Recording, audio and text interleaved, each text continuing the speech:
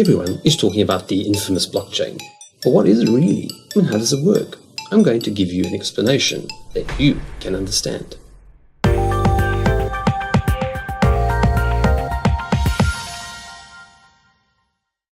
Hi, I'm Roderick. There aren't many videos about these topics that are easily understood by your average person on the street. After completing the Money mini-series, I realized I needed a blockchain prequel, so here it is. While I comprehend a fair amount of all things crypto, I also understand that it's far too techy and convoluted for most folks. I'm going to correct that oversight and encourage you to be better informed. So no mention of hashes. Oh wait, I just did. Never mind.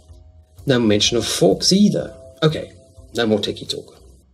Blockchain technology is a method of saving digital data of any kind. It isn't simply a currency or any particular type of thing. Blockchain is not Bitcoin.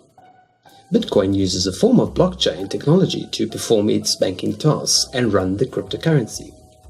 How exactly does it work? Well, think of a road. A road isn't a car, or a truck, or even a motorbike. It's a platform for traveling of any kind, whether you're on a bicycle or on foot. The blockchain is like a freeway for that data to travel on. The data is stored on all participating computers. At this point, it mostly resides on larger servers and computers of the folks participating, but that's changing. So what sets blockchain apart from just ordinary data that resides on servers across the planet? You might have heard the terms centralized and decentralized. First, let's start with the obvious. Examples of centralized data are institutions such as banks or governments. The origin of this data is administered by one person or group. This means that the control over the system is centralized. Many of us are familiar with this system because it's what we know. Decentralized data is just that. There is no central point of storage, control, or even entry. It's also encrypted, so no one can view the content of the data, unlike centralized systems. Sounds like secret spy stuff. Sorry to disappoint you, but it's far simpler than that because it's fairly automated. The code that was written into any particular blockchain is democratic software. It does as it's told to do before inception. This prevents meddling by unscrupulous people. Herein lies the beauty and the security of blockchain technologies. It has removed the moral element from the transactions of the blockchain. Without getting overly technical, blockchain is written in blocks of data, like chunks. This information is then copied, verified, and endlessly checked by every computer participating in the blockchain.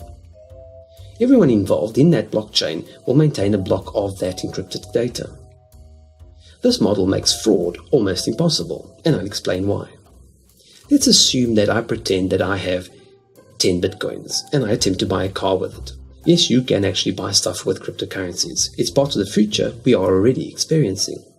When I forge the payment, the thousands of computers holding all or part of the blockchain report back. They unanimously say, no, you do not have that amount of Bitcoin, and the transaction fails. The blockchain ledger cannot be altered. I'm sure at some point very clever people will find a way, but right now it ain't happening. Another aspect of the blockchain is that the records are written permanently. There is a digital trail, so to speak. You cannot undo those entries. The proof remains on the blockchain forever. You cannot alter the blockchain, so there's no denying the recorded data. As an example, let's look at Steemit, a social media platform based on a blockchain. You can find the link to Steemit in the description below.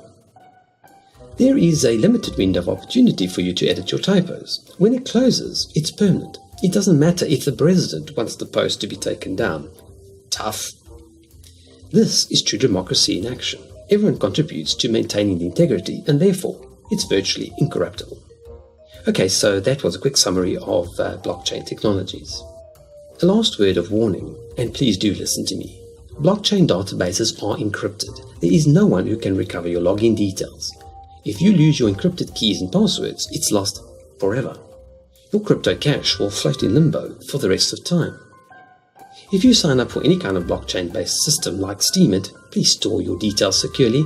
Remember that it's like the PIN on your credit card or account. Anyone with those details will have complete access to your account.